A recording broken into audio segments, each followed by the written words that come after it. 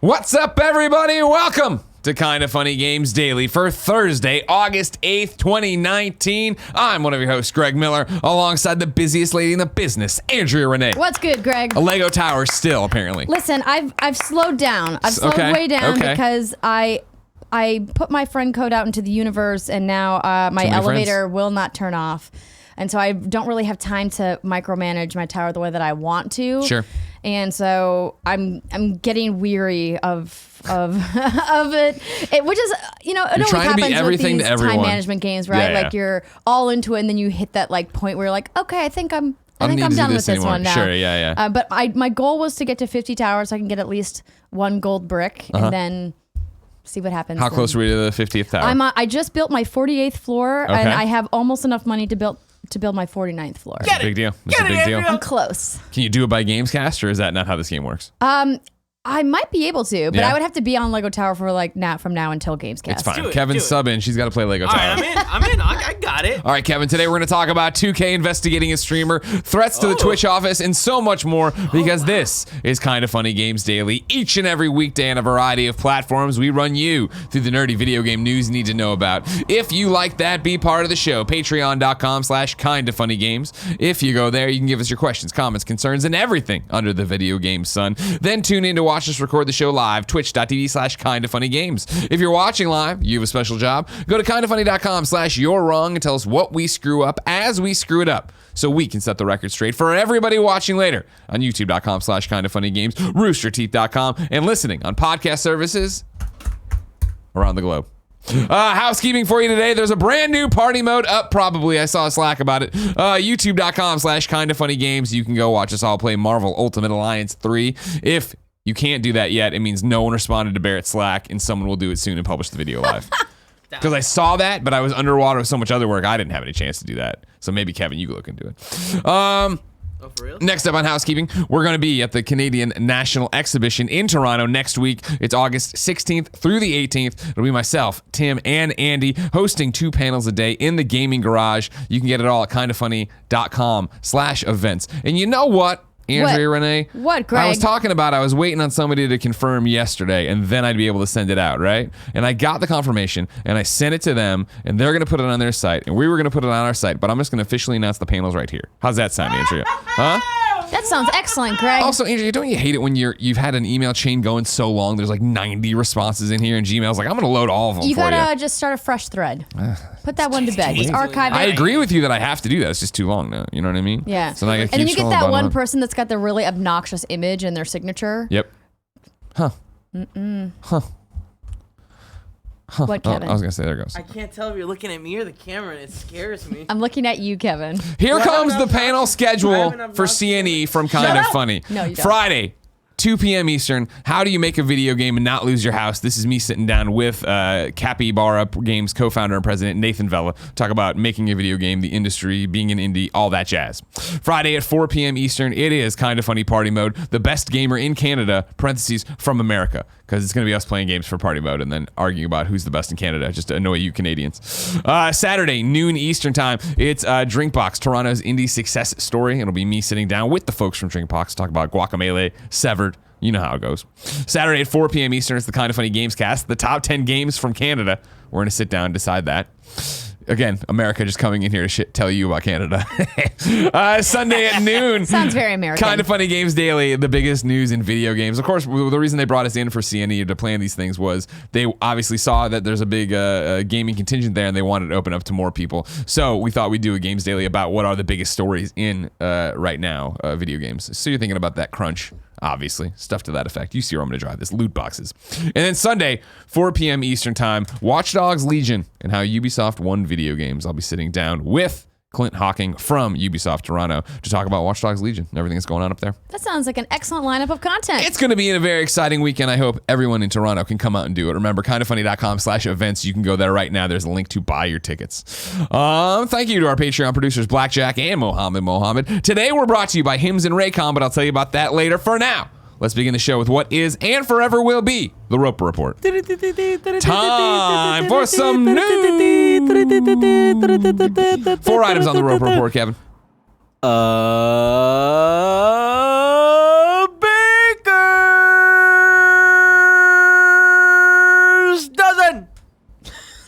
Before we went live, Kevin said the hot coffee's hitting me in a good spot, and you can see what that means. I like it. Yeah. I like that spot. Yeah. Number one on the Roper Report. It's a long one. It's a complicated one. Andrea and I are going to help you get through it with the reporting of Matt Kim from IGN. 2K has been investigating a streamer. Why, you may ask? Let's find out after I take this sip of water. What's happening out there, Kevin? Just 2 breaks. This morning, and this is actually from yesterday morning, the hashtag boycott Borderlands 3 began trending on Twitter. The hashtag was created in response to a video published by Borderlands YouTuber SupMatto, who claimed he was the target of an investigation by Take-Two Interactive over Borderlands 3 leaks. IGN has learned that 2K Games and Take-Two, the parent company of 2K, as well as Rockstar and Private Division, have indeed been investigating SupMatto's, and I'm saying that right, you think? Is that how you say it? Well, his name is Matthew, I believe. SupMatto. Okay. SupMatto's Borderlands 3 videos is part of a wider investigation into ongoing Borderlands 3 leaks. Parentheses. 2K serves as the publisher on Borderlands 3, which is being developed by Texas-based video game studio Gearbox Software. Yesterday, YouTuber SupMatto published a video that claimed that 2 private investigators showed up at his residence to inquire about his Borderlands YouTube account. Quote, I don't feel like I have anything to hide. They questioned me about various things relating to my channel, the live stream that was discussed on my channel, and they told me they were from Take-Two Interactive, end quote. However, our investigation, this is IGN, revealed a complicated 10-month investigation initiated by 2K and Take-Two into prominent Borderlands 3 leaks. In a statement to IGN, 2K confirmed the investigation into SupMatto. Quote, Take-Two and 2K take the security and confidentiality of trade secrets very seriously. The action we've taken is the result of a 10-month investigation and a history of this creator profiting from breaking our policies, leaking confidential information about our product, and infringing on our copyright, a 2K Games representative said. SupMatto's video focused on an incident related to the official Borderlands 3 Twitch extension, which SupMatto reported on based on a Twitch exploit. Quote, it's not some crafty workaround, SupMatto claims in his video. On April 29th, the official Borderlands YouTube channel posted the reveal of the Twitch extension leading into the gameplay reveal, and the name of the testing accounts were exposed in that video. This wasn't found by me, end quote. However, 2K allege SupMatto's leaks into Borderlands 3 goes far beyond just the Twitch extension. SupMatto's YouTube channel has published videos dating back to 2018 with information on Borderlands 3, including accurate details on characters and mechanics months ahead of Borderlands 3 official's reveal. In our discussions with 2K, again, this is IGN, we've learned that the Twitch streams SupMatto used as sources were set to private, not public, as SupMatto claims. We were told that it was an exploit in Twitch's security that allowed SupMatto's community to data mine their way into getting access to thumbnail previews on what were private test streams. This puts SupMatto's claims in his Borderlands 3 videos into question. Quote, the information he's sharing about the situation is incomplete and in some cases untrue, a 2K representative said in a statement to IGN. Not only were many of his actions illegal, but they were negatively impacting the experience of other content creators and our fans in anticipation of the game. Since SupMatto's encounter with 2K's private investigators, we've learned that he has deleted several, parentheses, not all, of the Borderlands 3 videos containing leaked information from his YouTube channel, seemingly without rhyme or reason. These include several leaked reports published months before Borderlands 3's PAX East reveal.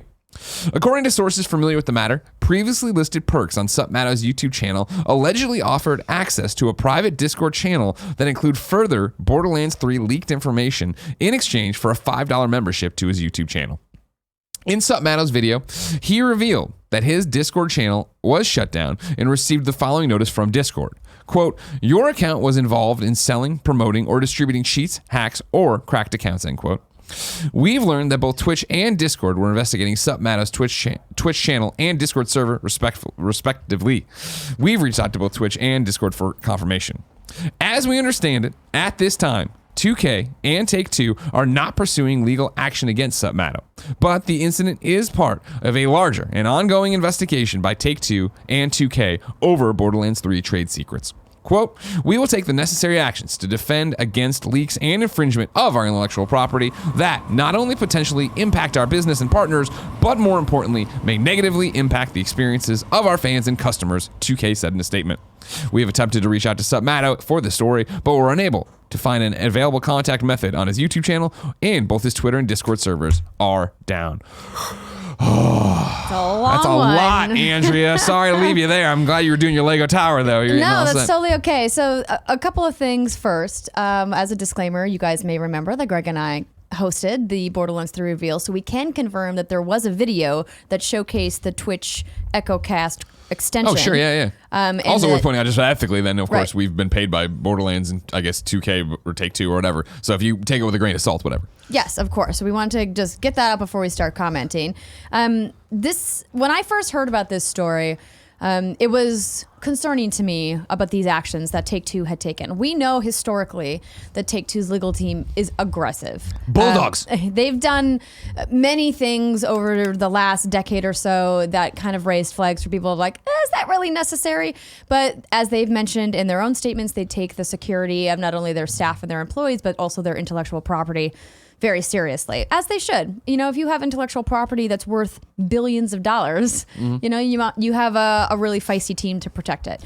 So that is not surprising to me. I saw another YouTuber do a video kind of breaking down what was happening with SupMatto without the other side of the 2K investigation, which is really why I want to give like a tip of the hat to Matt Kim at IGN for doing the work of saying, hey, we're not just going to take these claims at face value. Sure.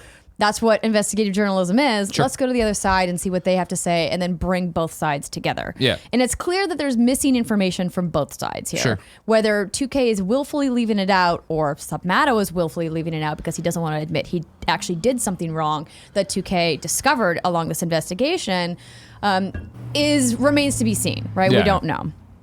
I think what we do know is that there was some data mining that happened. According to 2K, and I assume according to Twitch, those streams were private. They were not public. If that claim is valid and SupMatto's claim that they were public is not valid, that completely changes the tone of this story. 100%. Right? Because that means that his community and himself were really going into things that were never meant to be seen by the public. And clearly it was never meant to be seen. It was a test server. Sure. They were testing Twitch items that they are going to be implementing when the game launches. Yeah, right. You can't launch a Twitch extension and not somehow test it beforehand. Correct. You couldn't test it on the day of the reveal and then hope everything works fine. And if you maybe are out there going, what was he even showing anyway? So the content in question is thumbnails from the stream. So the streams themselves were actually not visible. It was just the thumbnail that Twitch auto-generates when you have an archive stream go up. And on those thumbnails was information on the HUD, and you could see like guns and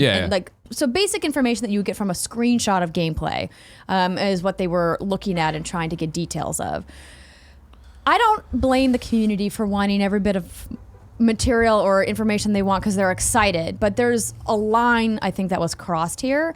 And in particular, the line of him saying, I'm going to charge access to a private Discord where we can show you what we data mined out of this, to me is like a step too far. Yeah. The whole thing is weird. For me, the story from Matt Kim here, and again, hats off. And again, I did the thing I don't like doing where I read the entire article and it's very long. But obviously, there's so much context there, I felt like I couldn't write it. Please go over to IGN, give him a click, say hi to Matt Kim. Yesterday, though, I opened Twitter like in the afternoon after, a million shows and saw boycott Borderlands 3 trending. And I was like, what the fuck? And it was the traditional thing with the trending hashtag where I clicked on it and everybody was just making fun of the hashtag. And I was like, what the fuck's going on? I couldn't even figure, I didn't even see there wasn't even I'm angry that this is happening. It was just like, why is this happening? I'm still bored about Borderlands 3. And then to get to Matt's article and read about it, I get to the end of this article and I'm just like, okay, I don't know what to do with any of the information I really just read because it seemed like yesterday when I saw the hashtag and I finally got down and it was like 2K or Take-Two sent investigators to this guy's house. I was like, oh fuck, did they rough him up? Did they do all this different stuff? And even SupMatto's statement, right, is like, I don't feel like anything to hide. They questioned me about various things relating to my channel, the live stream that was discussed on my channel, and they told me they were from Take-Two Interactive. And for the record, he didn't have to say anything to them. If they're private investigators, totally. You could say, get off my property, you're trespassing. you don't have to talk to anybody that shows up at your door unless it's a police officer with a warrant. Yeah. And then you have to comply because that's the law. Yeah. Right. And so, but two guys in men in black outfits showing up at your door, you can tell them to GTFO. Yeah. But I read that and it's like, oh, so they didn't, according to what I'm reading from SupMatto here in the Matt Kim article, it's like, okay, so it doesn't sound like they really even crossed the line there. And if it's like, if the end of the argument is, well, they're strong arming and they're coming in, it's like, well, I mean, they feel like he violated something. Like this is, if you're going to deal in like, when Jason Schreier puts out all this stuff that he finds and learns and leaks and stuff, I don't think he's sitting there like, no one's going to come after me. I don't have to worry about anything. I don't have to be buttoned up. I don't have to be ready to. He knows that. He knows that. Then again, Jason Schreier also knows what the law is in regards to what information you can publish and what you can't, because he is a smart journalist. Of course. SupMatto, I don't know what his credentials are when it comes to actually knowing what is the law and is not. And clearly Take-Two is alleging that he did some illegal activity. And it's very possible that SupMatto did and just did not realize it. And that's the thing, thing, or that someone in his community was like, yo, dude, you're fine. It's fair use. It's this. But in reality, maybe it actually wasn't. For me, that's the whole thing about this, is getting to the end of this article, having context on what the hashtag was yesterday. It's like, well, it sounds like they think he did something wrong. Yeah. It sounds like he doesn't think he did something wrong. However, he took down 2 YouTube videos that maybe in this conversation they were like, no, this is clearly wrong. Like, this is clearly a violation of X, Y, and Z. I also don't, and I mean, I could be wrong and I could be naive, as you know, but like, I doubt Discord took him down because 2K or Take-Two was like, you got to take these people down. Like, oh yeah, right away, sir. I'm sure they have their own reasons of what happened and why it happened. So yeah, it's just not all lining up. I think that this idea that all of these companies have this vendetta against him when he seems like a long-time content creator that has never really rocked the boat before, as far as I'm aware. Perhaps there is a deep history with SupMatto that I'm not aware of. This is maybe a kindoffunny.com/you're wrong moment, but there's clearly something that they're not telling us, or that SupMatto is not telling us, and it just goes to show, like, just be very careful about what you're publishing when it comes to other people's intellectual property rights. And when it comes to, Borderlands 3 as a game, or any game for that matter, it doesn't belong to us. It doesn't belong to you. And there are very strict rules around fair use. And if you're not adhering to those rules around fair use, they have the right to request you remove that content at any time. That's just the way that it works, unfortunately, for content creators out there. Now, you reminded me of You're Wrong, because of course I spilled coffee on my paper, so I don't have You're Wrong just open in front of me, so I'm looking at it right now. Tagless02 says it's pronounced Mateo. SupMatto. SupMatto? There you go. Oh wait, hold on. Then he went there. But there's no, he says nope. Then he came back and corrected himself. Sorry, misheard the name. Never mind. My pronouncing You're Wrong. All right, thanks, guys. Lord of Pwn says the Twitch thumbnails were actually viewable on mobile to anyone, even though the channel was private. That's how they were found, not by some hacking or exploits. SupMatto's Discord server was a private paid incentive. Several other content creators, streamers have them too. So this is clearly a breakdown in Twitch's back end where it was supposed to be blocked and it was accidentally public. Yeah, so it's a private Twitch channel, apparently, according to this, and then that's how it was. Interesting. But yeah, that's the thing is, Lord of Pwn says Take-Two won't say what's illegal. We don't know either what was illegal. I honestly think, and this is just a theory, that if he had never done the private access for money bit, that he probably would have gotten a very minor slap on the wrist, like maybe like a cease and desist. Yeah. I doubt people would be showing up at his house to ask him questions. Yeah. But I think it's the fact that he brought money into it, and Take-Two wants their money. They want all their money. That they were like, oh, I'm sorry, are you charging access for our intellectual property? Yeah. And not cutting us in or giving us all of it? I think if he maybe had not done that, the Eye of Sauron, he might have escaped the gaze. Yeah, it's an interesting one, and I don't have much context for it. I feel like I'm in the same boat as I would imagine most of the listeners, viewers. They're just like, okay, this is a weird thing that happened. Since we're not him and we're not in the room and we're not 2K and we don't exactly know what they're arguing about or what they're mad about in terms of, other than, hey, you're leaking our fucking shit. Well, and a lot of this information is alleged. I think that's important to remember. Like, it's alleged that he charged money. It's alleged that he had this Discord. It's, alleged that it was private and it was an exploit. Like, so it's... Again, reading the whole thing, my one takeaway from it is like, oh man, this isn't nearly as bad as it could have been. I thought they were going to sue him. I thought they roughed him up at the house or something. It's they like, wouldn't do that. Hey, you know what? They come in there. Take-Two didn't get rich by writing a lot of checks. They're just hitting everything with baseball bats. Yeah, you know what I mean? baseball bats. Yeah, exactly. How we're going to put Snowbike Mike out of business, Kevin. Oh my gosh. Snowbike Mike. I'm sorry. It's got to go. Yeah, it's a weird one. It's an interesting one. I don't understand the whole hullabaloo about it, I guess. But again, I guess it's the idea that if you don't know what's wrong, if they're not being clear on what he violated, what the real problem is, other than them saying to Matt Kim, right, they're talking about Take-Two, security and confidentiality and trade secrets are very seriously. The action we've taken is a result of a 10-month investigation and history of this creator profiting from breaking our policies, leaking confidential information about our product, and infringing on our copyright. So that goes back to what you're saying, right? Just throw the pen. Just throw the pen. I don't at have me. paper anymore. Who cares?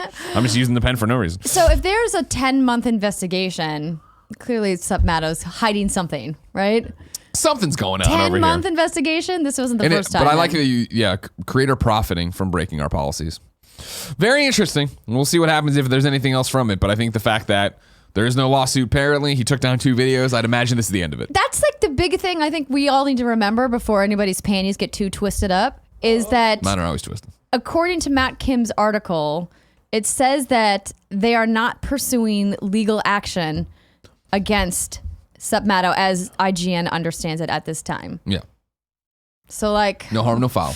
So 2 guys showed up, asked him some questions. He was like, yeah, dude, I'll answer your questions. And then he said, hey, these guys showed up and asked me questions. This is just maybe another like poster child for internet mob outrage over lol nothing. Yeah, well, I mean, I want to go that far. I mean, I think it's jumping to conclusions too quickly, probably. I don't know if it's a nothing thing, right? You do want to protect smaller creators. You don't want people getting pushed around. Absolutely, especially if it's like, oh, he did nothing wrong. But, who knows? Hold on. See what's going on Do here. you think we already talked about that 2K and Take-Two are the type of company that would push around small creators? No. I don't either. I've seen them lift up smaller creators. They have this great streaming team. I was going to say, for Borderlands in and particular, I know we were familiar with the streaming team from when we did the job for them or whatever. Yeah, we got to meet several of them at the event. Now, it's not to say that they've never done it and that it's not possible that they would do it, but it just wouldn't be a good look for a publicly traded company to be bullying. And again, it just goes back to what I'm saying, where I just feel like I think when I saw the hashtag, and I even though they were mainly jokes at the beginning, like if there's enough of it here, clearly something's happened. And then you get here, it's like, okay, so they had a conversation, and it seems like he crossed the line, and he doesn't feel like he did, but he took 2 YouTube videos down. All right, like I don't understand. I would love to hear from him, but apparently he's impossible to get in contact with. Well, he'll have another YouTube video for sure. You think so? Yes, of course. You have to keep talking about this. You have to ride the wave. Number 2 on the Roper Report. Threats closed the Twitch offices yesterday. This is Nathan Grayson at Kotaku. After multiple threats were sent to Twitch's office in San Francisco, California, the company has asked employees to work from home for the day. That was yesterday. Police are investigating. Business Insider first reported the situation earlier yesterday. Twitch confirmed the publication's report in an email to Kotaku. Quote, we were made aware of a threat against our San Francisco HQ on Tuesday and have been working directly with law enforcement as they investigate, reads the statement from the company. The safety and security of our employees is our top priority, and we are focused on ensuring this is resolved quickly and safely. According to sources familiar with this situation who spoke with Kotaku on the condition of anonymity, it was a shooting threat specifically, and employees received an email telling them to work from home for the day. The situation has reportedly not escalated beyond these threats, though one source noted that the matter could still be fluid. Speaking to Kotaku on the phone, an officer from the San Francisco Police Department said the Twitch HQ had been threatened multiple times in the past 2 days, seemingly by the same person. Quote, there was a threat made yesterday, said the officer. The same threat was made today, followed up with, the threat is real. Police were on the scene earlier today, but have since withdrawn. The officer told Kotaku that the situation is not currently considered an active threat, but our special investigation unit has been notified. Man, fuck that, Andrea. Yeah. What a horrible thing. That's terrifying. Especially in the wake of all of the gun violence that's been happening across the United States. Like, that's incredibly frightening. And I hope all those people are doing okay and that the police find out who's doing this and prosecute to the full extent of the law. Exactly, yeah. What a horrible thing. And like what you're saying, I think it's definitely that it's on everybody's mind right now, right? And I think it's interesting to see that that's how quickly it can happen, how fast it can happen, right? And that I'm glad that Twitch is telling people, or yesterday was telling people to stay home, and obviously over the last 24 hours since this broke, it was reported right after we went off the air. Nothing had happened, nothing has happened. Knock on wood. So yeah, hopefully they catch the person who's doing it. Don't do that. Don't be stupid. Don't call in bomb threats. Don't do that. No, don't. Number 3. Annapurna has filed for bankruptcy protection. This is James Batchelor at GamesIndustry.biz. Stick with me. It's Annapurna Pictures, but we'll talk about how it's going to affect games. No. Annapurna Pictures, the Hollywood firm that owns the indie games publisher Annapurna Interactive, is looking into protecting itself from bankruptcy. The Hollywood Reporter reports the move follows a year of rumors that the studio was losing moving after multiple films that struggled to set the box office alight, as well as the cancellation of some high-profile projects. Restructuring deals with financial institutions is not uncommon, yet the process is usually handled without the spotlight on us, said one of the higher uppity-ups. Unfortunately, people like to write about me and my family.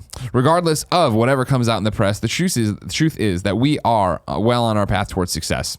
There will always be speculation, misinformation, and personal jabs in the press. That's part of business. We have a lot of exciting things on the horizon, and I have no doubt all of our hard work will continue to show Annapurna's unique and powerful place in this industry. The concern from a games perspective is the fate of Annapurna Interactive. The company launched its indie games label at the tail end of 2016 and has since released a string of critically acclaimed games. This year alone, it has released sci-fi exploration title Outer Wilds and will launch Sam Barlow's Telling Lies, the spiritual successor to Her Story, later this year. It also announced time loop thriller 12 Minutes at E3 2019. Yeah. And worth pointing out, of course, too, Sayonara Wild Hearts, a game I'm very excited for. Yes, indeed. What do you think, Andrea? I think this type of thing happens in Hollywood all the time. Mm-hmm. It's probably just some restructuring, moving money around. It's probably nothing to worry about. In case you're like, hey, what does Annapurna make for feature films? They've made a lot of Academy Award nominated and Academy Award winning films. Most notably in the last couple of years, American Hustle, Joy, Detroit, Sorry to Bother You, If Beale Street Could Talk, Vice, just a few. So like they make great films. Oh yeah, totally. But films are expensive, and great films like that are more artistic artsy generally don't make their money back. Yeah. Or if they do, they like break even, and that's not really good for business when you're not, Avengers Endgame. Do you worry about it, reflecting back on games and them having to like shrink it down and break it off or do whatever? Absolutely. Yeah. But the really sad part about how Hollywood interacts with video games is that if they're owned by the same company, generally speaking, they're going to cut video games and keep movies. Yeah. Because movies are an easier sell, of course, than video games are. Quicker return, too, on money, right? Yeah. Yes. Yeah. And so that's the frustrating part when you see these companies do that. I hope it doesn't, because I think Annapurna Interactive makes, and publishes some really fantastic, smaller, again, like artistic games that aren't your Call of Duties and your Assassin's Creeds of the world, but they did Donut County, are super impactful Florence, in their own What way. Remains of Edith Finch, right? So, and I think that's what's great about what Annapurna does. But I hope that they'll be fine. Generally, even if a company does file for actual bankruptcy, it tends to be okay. Yeah, exactly. They hang on a long time and do a bunch of different stuff, but they could be Toys R Us. They could be Toys R Us and just close up shop one day. And I do worry about them then liquidating assets and spinning off or closing games or trying to sell it off. And it's maybe they get acquired by somebody. Who knows? And that'd be the cooler thing, right?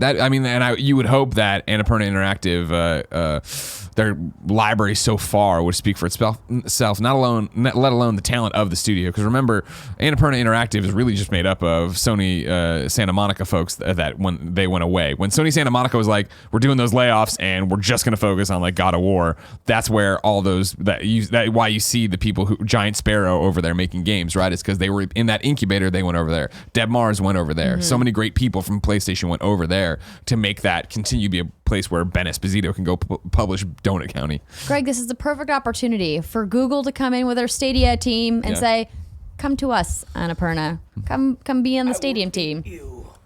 What was that, Kevin? I was pretending to be Google, and he was going to eat them. Oh, okay. Yeah.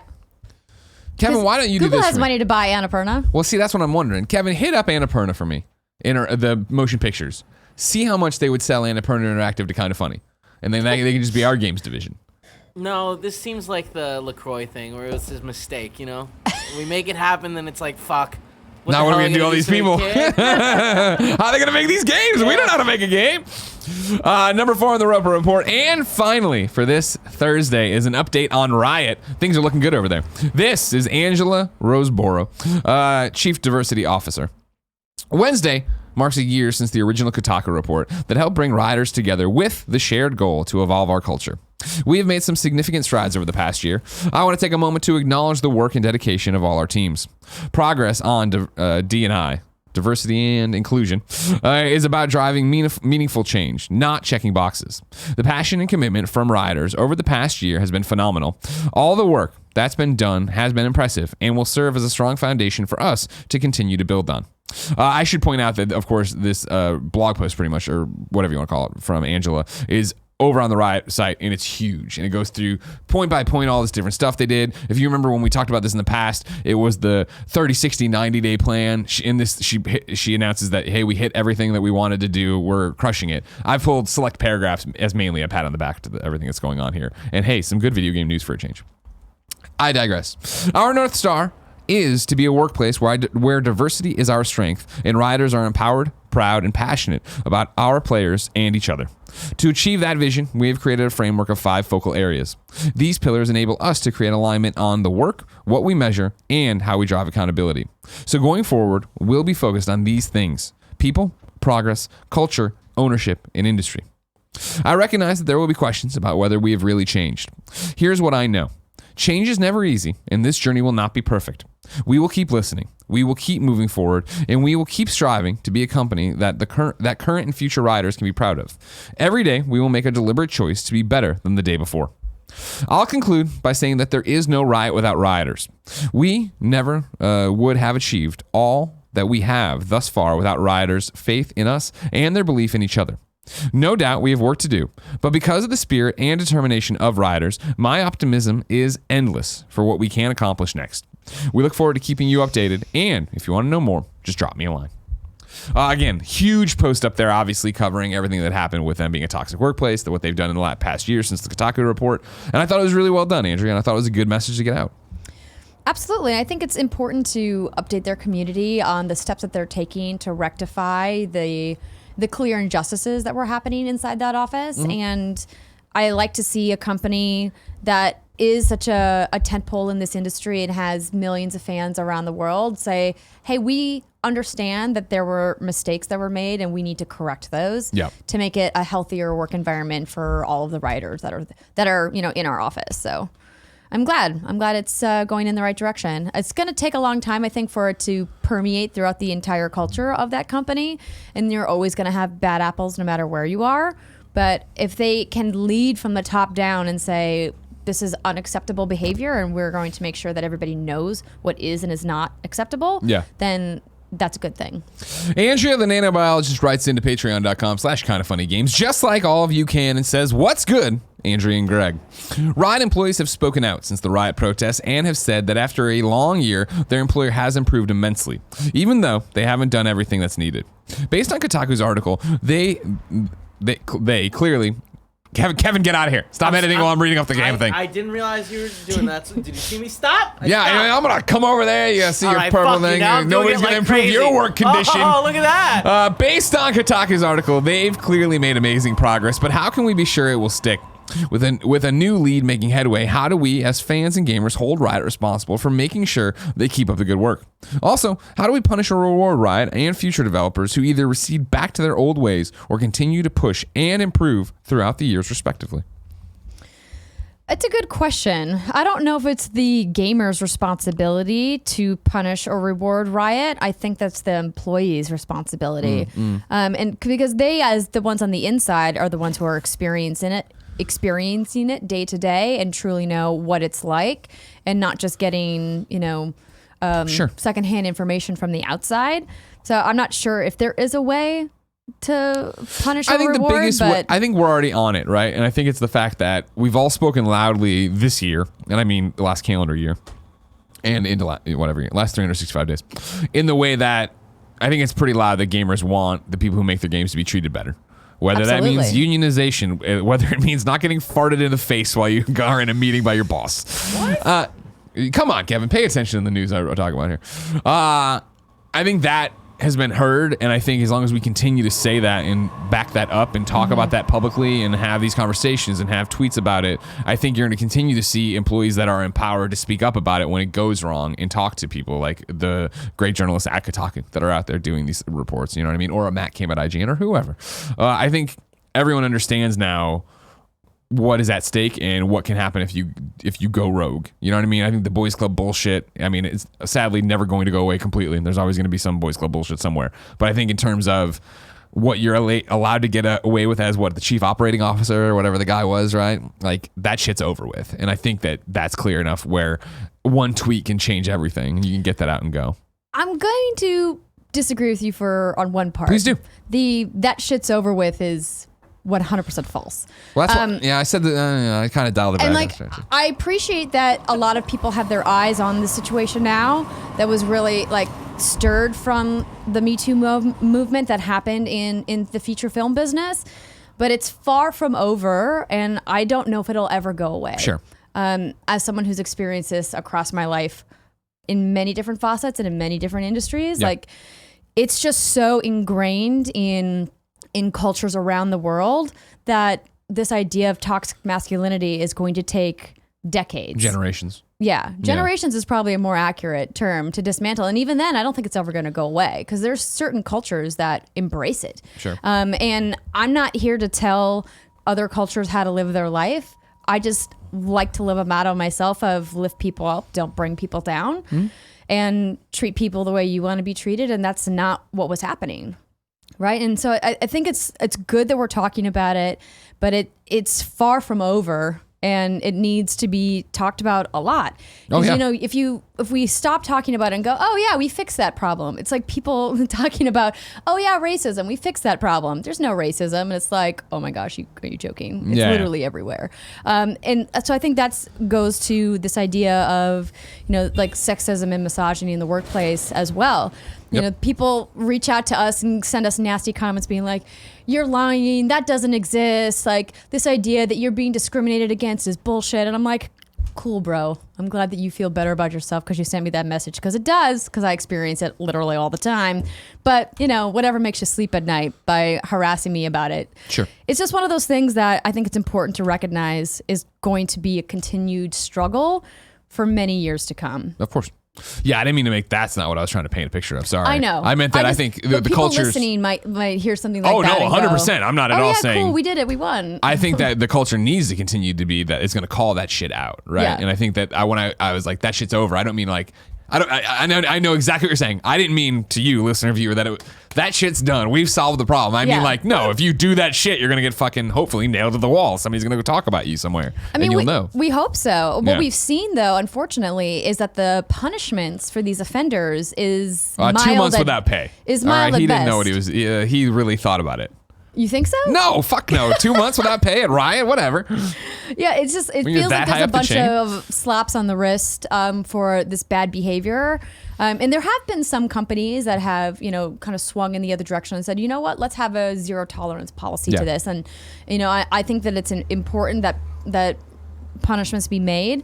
But, I'm also one of those people that believes in education as well, as to make sure, especially in the video games business where there's so many young people that work professionally in this industry, it's because it's a relatively young industry compared to selling insurance, for example, that you get that immaturity much more frequently than you would potentially in some other industries. So I think that there's a teachable moment to pull employees aside and go, let's talk about what is and is not cool inside the workplace, to let them know maybe you thought saying that joke to your coworker was cool. It's not cool, bro. Maybe you thought sending that video link to your coworker was cool. Not cool, bro. And so give people the opportunity to course correct their behavior. Sure. But then after you've given them the opportunity to course correct and they don't, that's when you have to say, okay, now we're going to hold your feet to the fire and go, now you're just being a dick, bro. Consequences, yeah. I'd love this presentation you're talking about. Can you give it for me to Nick? Yes. Okay, cool. Because he sends me links I don't want all the time, Kevin. You're such a liar. See? Such a liar. Nobody believes it when you bring up. We walk in and we show each other videos, and he's like, "Oh, what video is it?" And then we show him, and he's like, "I don't know if I wanted to see that." It's like, but he asked. He asked. I don't know what their obsession is with raccoons. Andrea. They're cute. If I wanted to know something more immediate, not like the change we're talking about, which will take generations, but say what games came to the mom and grab shops, where would I go? Greg, you would go to the official list of upcoming software across each and every platform as listed by the Kinda Funny Games Daily Show hosts each and every weekday. Yeah! Out today! Fatal 12 on PS4, Subdivision Infinity DX on PS4, Xbox One, Switch, and PC. Pix the Cat on Switch. Pillars of Eternity on Switch. Steel Circus on PC. Sudoku Universe on Switch. Word Sweeper by Powaji on Switch. I don't like this word sweeper coming over here. Keep your mind sweepers and your word sweepers over on PC. The Pyraplex on Switch. Doling's Invasion on Switch. O Towns on Switch. Color Slayer on PC. Moira, Faded Twins on PC, Wonderblade on PC, and then a WWE Cross Brawlhalla partnership. The following WWE Superstar Epic crossovers will be available for 300 mammoth coins each. You can get The Rock, John Cena, Becky Lynch, and Xavier Woods. That's right! The Commish. In Brawlhalla. The new free game mode is available tomorrow called Brawl Down. It includes a ring, breakable tables, and fun rope physics. WWE Epic crossovers will still be available for purchase after the SummerSlam in-game event concludes. So that's all very cool. I like that. I played Brawlhalla like a bunch at like PAXs and stuff. I wonder if Xavier Woods is an epic crossover for Bodvar. Signature attacks include his tag team partners Kofi Kingston and Big E from the New Day. Kevin, is that enough for us to turn it on and play it? I mean, I'm always down. Okay, cool. We should look into it. New dates for you. Just Cause 4 Danger Rising DLC comes out August 29th to Gold Edition and Expansion Pass owners. Everyone else gets it September 5th. No Man's Sky Beyond comes out August 14th. I wasn't sure if that was new. I think it might have been a breaking news a while back, but I saw it today. I was like, oh, time to do it. Kevin, are we doing this No Man's Sky VR? I'm always down. Hell yeah. Wait, seriously though, we should. I really want to now that I don't normally listen. We got the VR show. Right words. Visara Collection is on PS4, Vita, and Vita. It lives August 13th. And then there's a Pokemon Go Community Day, Sunday, September 15th. It's Turtwig. If you're like me, nobody cares about Turtwig. This time, you'll earn triple the normal amount of Stardust for each Pokemon you catch, and any lures during the event will remain active for 3 hours rather than 30 minutes. It's 4 to 7 p.m. Sunday, September 15th. Andrea, I got a deal of the day for you. Okay. Xbox Live Gold and Xbox Game Pass Ultimate members can play Vigor for free on Xbox One during Xbox Live Gold free play days. Experience the game Thursday, August 8th, all the way through Sunday, August 11th. Now, it's time for Reader Mail. But first, I'll tell you about our sponsors. Up first is Hims. Summertime is here. While you may be breaking out that baseball cap for a day at the beach or the ballpark, if you're wearing it to hide thinning hair, you may not have to anymore. Be like Nick Scarpino and Andy Cortez from Kinda Funny. They went to forhims.com. They talked to a doctor, and that doctor said, I have the solution for your thinning hair. Don't sweat hair loss this summer. Do something about it while you still can. Forhims.com is a one-stop shop for hair loss, skincare, sexual wellness, and more for men. Thanks to science, baldness can be optional. Hims connects you with real doctors and medical-grade solutions to treat hair loss. You get well-known generic equivalents to name brand prescriptions to help you keep your hair. These aren't snake oil pills or gas station counter supplements. These are prescription solutions backed by science. There's no waiting room, no awkward in-person doctor visits. You can save hours by going to forhims.com. You answer a few quick questions, the doctor will review it, and if they determine it's right for you, they'll prescribe you what you need. You can order right now. My listeners get a trial month of Hims for just $5 today, right now, while supplies last. See the website for full details and safety information. This would cost hundreds if you went to the doctor or a pharmacy. Go to forhims.com/gamesdaily. That's FORHIMS.com/gamesdaily. Forhims.com/gamesdaily. Up next, our sponsor is RAYCON. Cool Greg has been using these RAYCON earbuds, and he likes them a lot. It's 2019. Everyone needs a great pair of wireless earbuds. But before you go dropping hundreds of dollars on a pair, you need to check out the wireless earbuds from RAYCON. RAYCON earbuds start at about half the price of any other premium wireless earbuds on the market, and they sound just as amazing. The company was founded by Ray J, and celebrities like Snoop Dogg are already obsessed. RAYCON's E50 wireless earbuds have totally changed the game for Cool Greg. They're so comfortable and easy to take anywhere. Unlike some of the other wireless options, RAYCON earbuds are both stylish and discreet with no dangling wires or stems, Kevin. And of course, they look great. They sound great. You should get them. Raycon offers wireless earbuds for everyone in a range of fun colors at an unbeatable price. Go to buyraycon.com/kfgames to get 15% off your order. That's buyraycon.com/kfgames for 15% off your Raycon wireless earbuds. If you've been eyeing a pair, now is the time to get an amazing deal. One more time, buyraycon.com/kfgames. Games. They have a lot of different customizable earpieces. Yeah. That go down to very small. So if you're like me and you have very small ears, yeah, they can accommodate you. You hide your ears. I never know how big they are. They're always tucked away. That's true. Can't see what's happening there. Why do you keep singling me out with the stem? Because you wore those bad wireless earbuds, or those earbuds with like the string and stuff. No, you need to get these. No strings. I haven't done that for. There aren't no I strings. I always thought that was weird that they had the Bluetooth ones that and go that's what I around the tried to back tell of your Kevin neck all the time, and he didn't want to hear it. Now I'm telling him every day in this ad. But and they have pink ones, you guys. They have a rose gold I pair. stopped using that like 6 months ago. Well, now it's time to get Raycons, all right? All right. Parker Petrov writes in to patreon.com/kindoffunnygames and says, Hola, KFGD crew. As this console generation is winding down, I was surprised to see Microsoft release a limited edition Gears 5 bundle for $4.99. I'm not going to lie, it looks really nice. However, this led me to wonder what your thoughts are when Sony, Microsoft, Nintendo, etc. release these limited edition hardware bundles so late in the cycle, when next fall they will also be asking for another $400 to $600 for new consoles. While the people watching a show like Kinda Funny Games Daily are knowledgeable enough to make the informed decision, that is not the case for a vast majority of consumers. I understand the argument of, well, if they're buying a console this late, they probably won't care about missing the next console. However, is that the most morally just way of looking at it? As if I spend $500 on a piece of hardware to find out the following year it's being replaced with a dramatically better piece of hardware. I would feel slightly cheated. Interesting question, Parker. The morality of a special limited edition late in the console life cycle. Andrew, what's your take? I mean, I don't think there's anything immoral about it. Yeah. No, of course not. They're like, hey, it's a special edition. It's priced because it's a special edition. You can choose to get it because you're a big Gears of War fan or not. I think the art looks really cool. I really love the controller. Kevin, you want to bring up this limited edition Gears of War 5 bundle? You'll see it.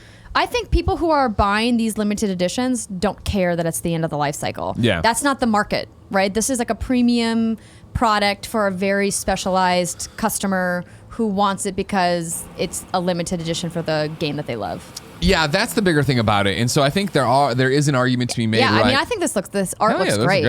I think there's an argument to be made too for the fact of it's for the Gears fan who might be the lapsed Xbox fan of either, they had an Xbox One, they played the last Gear stuff, then sold it back, got rid of it, got married, life experience has changed, here it is, they're excited for it, it's just all in one, you're ready to go. And then there is, the specialized fan of, I need everything Gears related, I want this super cool thing. So for people who are listening, it's like a white base and it's got like a smoky cloud effect, and it's got these cracks, almost like concrete cracks coming out from the center of the console where you have the gear that's dark and then the skull inside of it, the Gears logo that's very traditional, and then the controller, which I think has got a nice little touch. It's got that same kind of white, it's smoky gray effect on it, and it's got these little rivets, so it looks like it's these metal pieces bolted together, and then underneath the sticks is like a blue highlight color, which I think is cool. A really nice little touch. Yeah, it's a sexy one. Like I mean, again, I wouldn't go out and buy it, but I have an Xbox One X, so I'm fine. I think that's the other thing too. You're thinking of it a little too,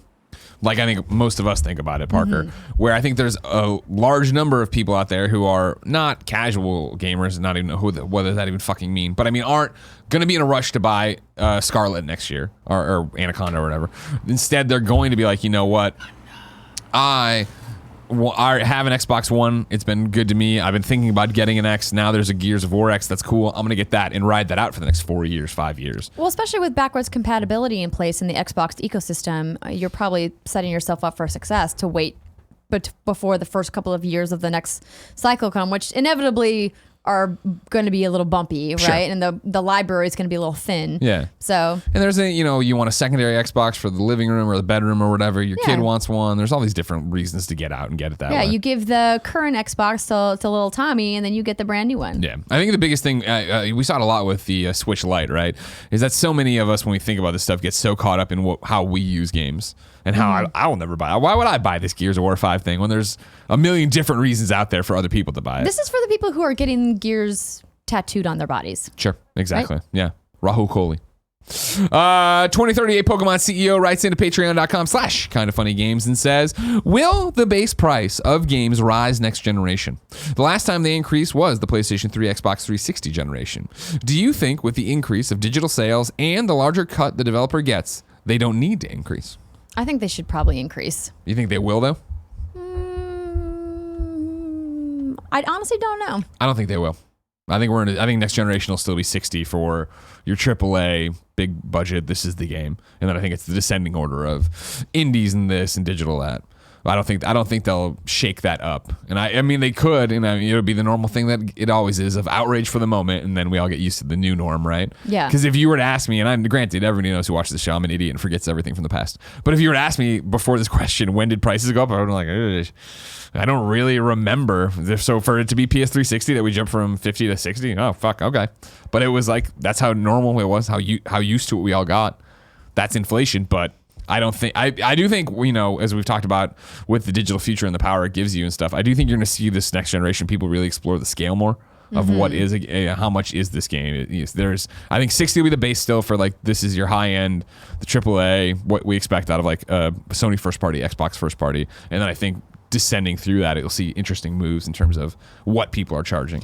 I would like to see the base price raised, but then not all of these crazy deluxe edition, the super fancy deluxe edition, the gold edition, the platinum edition.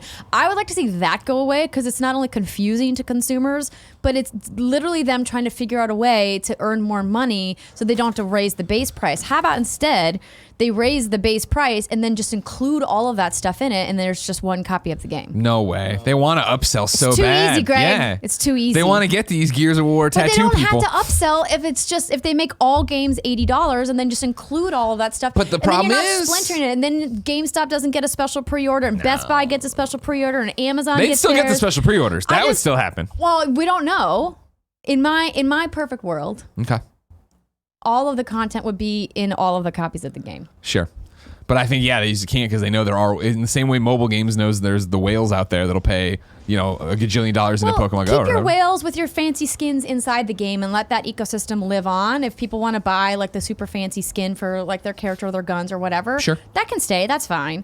But like it's when there's like exclusive maps or like an exclusive mission or any of that stuff. That to me is just like, I don't like it. I hear you. No, I'm not, I understand what you're saying. I just don't think they'll ever do it because they want that. Because it is the same thing of that works for you and me on the games we love, but there's so many other people who are gonna be like, I don't care about this extra shit. I just want to play through the story and be done with it. That they don't know what they're missing from these super deluxe special editions. They'd rather pay 60 than 70 or 80. I'm just saying somebody has to lead the way. All right. All it takes is one major publisher to say this is what we're gonna do. Andrew's looking to you, major publishers. Who Ubisoft. will be? Is it going to be you? There will not Maybe be Ubisoft. Maybe it's EA. Maybe it's Activision. Who could say? No, they all Bethesda? love money. They all love money. They're not doing that. They're not going to shake that out. Bethesda won't either now. Time to squad up. This is where one of you writes into patreon.com/kindoffunnygames, giving me your name, username, platform of choice, and why you need help in a video game. I read it here. The best friends come and find you, and everybody plays games together. Today, Willie Lopez needs help on PlayStation 4. His PSN name is ChillyCash. Chilly Cash. Hey, fellow best friends. I've been playing Rainbow Six Siege since it released more than 3 years ago. Every season, I've always been ranked gold. Never once have I been able to reach platinum. So I'm so close this season and could use a bit of help to get over the hump. I'm also willing to teach anyone new to the game how to play in casual matches. If you want to get down with some Rainbow Six Siege on the PlayStation 4, hit up ChillyCash, aka Willie Lopez. Andrea, we asked people watching live on twitch.tv/kindoffunnygames to go to kindoffunny.com/you're wrong and tell us what we screw up as we screw it up. Nano Biologist says breaking news. That's not a screw up. That's another one. No, I'm not doing that one. Huggy Homer did put up that Annapurna Interactive responded to the bankruptcy protection news. It's a weak one because it's just a tweet of we good, a gif of the guy saying we good from what movie is this from? Sure they are. Yeah, it's always super reassuring when it's like, don't worry about that. Yeah. We're fine. Everybody says that before something bad goes on. That's the kind of thing where it's like Friday, they're just like, oh, we're done. Sorry. See you later. What is did you look at the GIF? No, I didn't. It's Ice Cube's son, right? Who was in He was in that Straight movie. Outta Compton. Yeah, but he was also in that Instagram movie. Yeah, that we liked. I don't remember the name. Yeah. He was obsessed with Batman in it. Yeah. Give me his name. Can you give me his name? I feel. Use the computer in front of you while you. I got it. Oh God, Jesus Christ. Oh,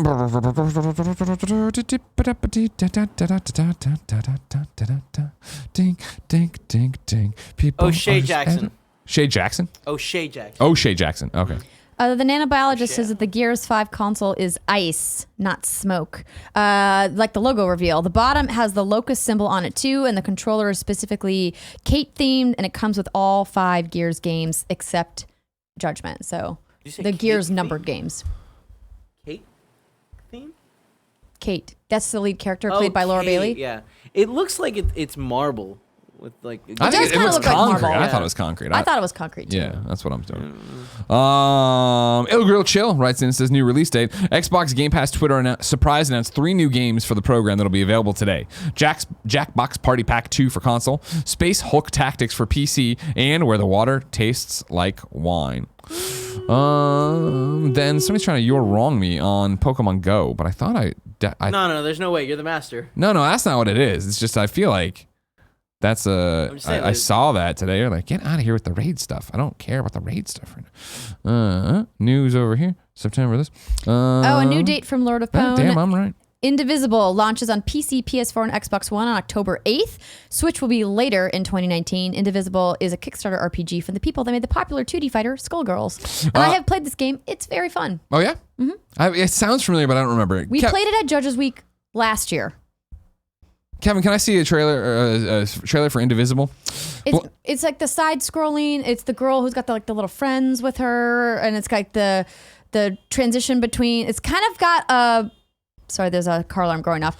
It's kind of got a little bit of a Metroidvania feel, but then it also has like a real-time battle system. Okay.